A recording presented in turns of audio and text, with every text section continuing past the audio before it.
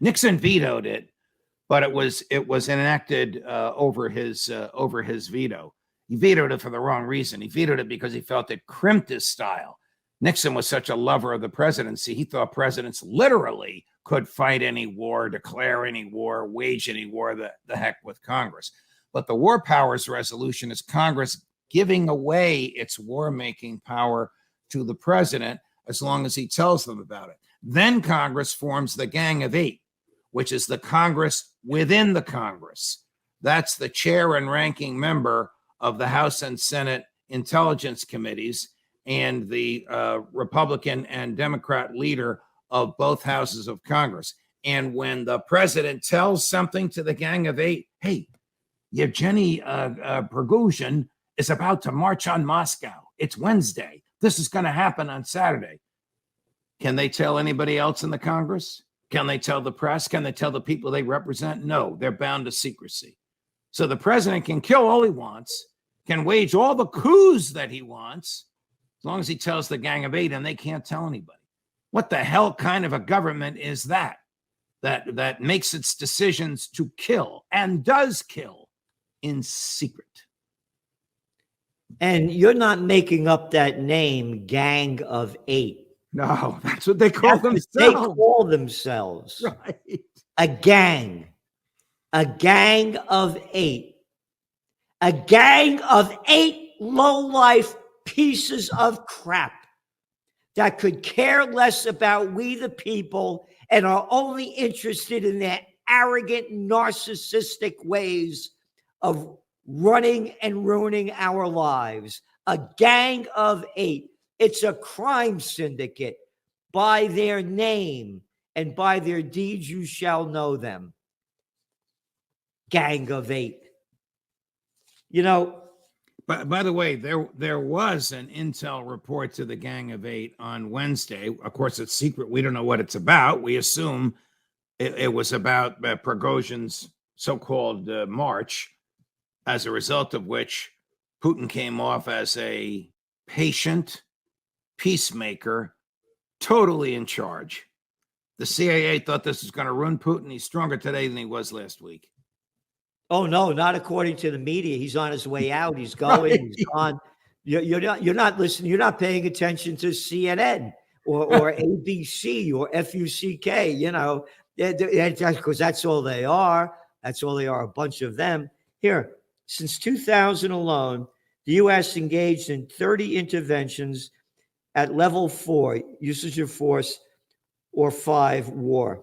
The post-Cold War era has produced fewer greater power conflicts and instances in which to defend vital U.S. interests, yet U.S. military interventions continue at high rates and higher hostilities, the authors explained of this report that just came out. It's disgusting.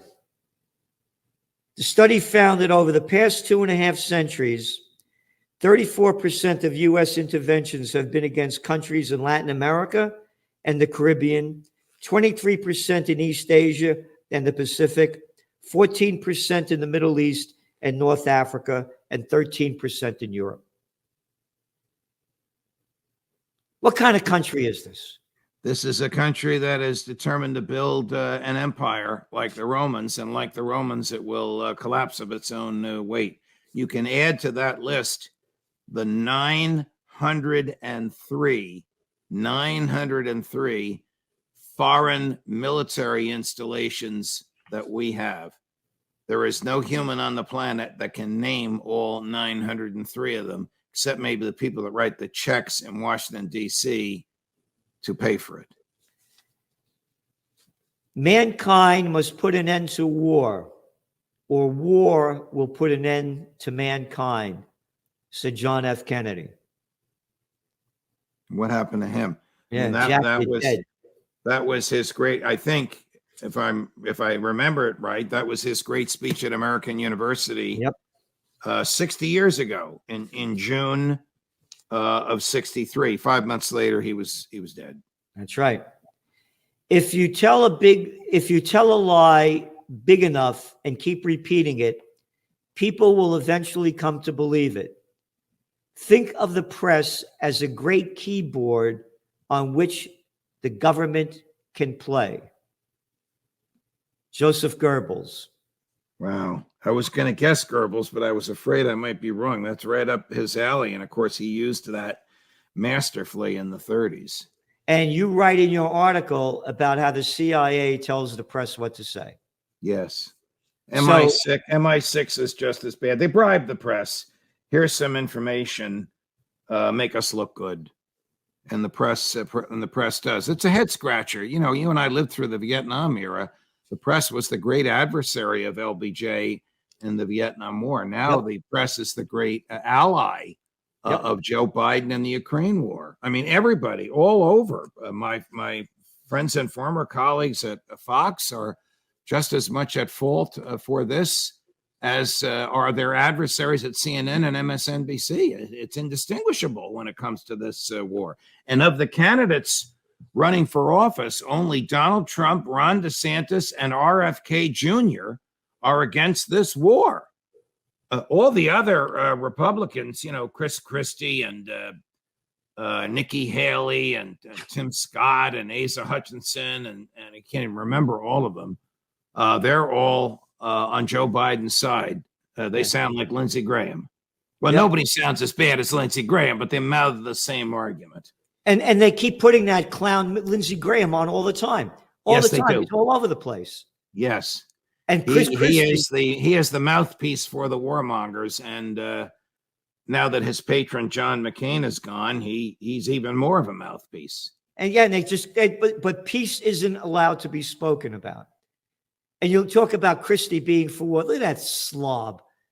That blimp could hardly walk up a flight of stairs, and he's all for war. Anybody that's for war, go over there, go put on your military drag and go fight. Send your money, send your family, or shut your mouth. And again, peace is forbidden. You've been at a number of our Occupy Peace rallies. The last one we had was sensational again. And we had Dennis Kucinich here. You know, it was a blowout. And like the ones you were here. Zero press coverage. Despite sending out thousands and thousands of press releases. Zero press coverage. If it had been a pro-war rally, press would have covered it. Peace is forbidden in the United States. I am one of the most hated men in Kingston, New York, because I hold peace and freedom rallies. Wow. So listen, everybody. Listen, when I've been at all of those rallies, but one, I was away, as you know, the last one. Yep. The people in Kingston love you and love the rally. I realize there are elites that hate you, but the crowds, the throngs. Oh, the crowd. The police who were there love you and love the message. Yep. Oh, the Kingston police are the best. They don't bother you for little crap. Right. You know, they don't do that stuff here. And they're real men and women. But going back, everybody, please tune into the judge. He has great people on, Phil Giraldi, McGregor, Scott Ritter. You go to Judging Freedom, and he's giving you what so many. There's nobody who knows the Constitution, the Bill of Rights like the judge, and we're fighting for freedom. So go to Judging Freedom on YouTube and spread the word. And of course, we have the Trends Journal magazine with the judges talking about so much of this. A lot of this information has been repeated over and over as well in the Trends Journal. They're coming from the judge that we use. And we're doing everything we can to fight for freedom. And we're on the brink of nuclear annihilation. We have mentally deranged people in charge of our lives. They're satanic and demonic. That's the way I see it. And think for yourself. I mean, how come they don't talk about peace? So hit the like button and subscribe and spread the word.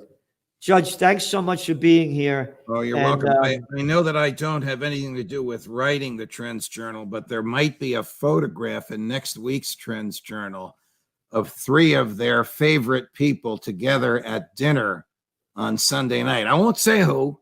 Let's surprise your reviewers, but they'll love that photograph and the joy amongst those three friends. Yeah, we do everything we can to live the highest spirit of life.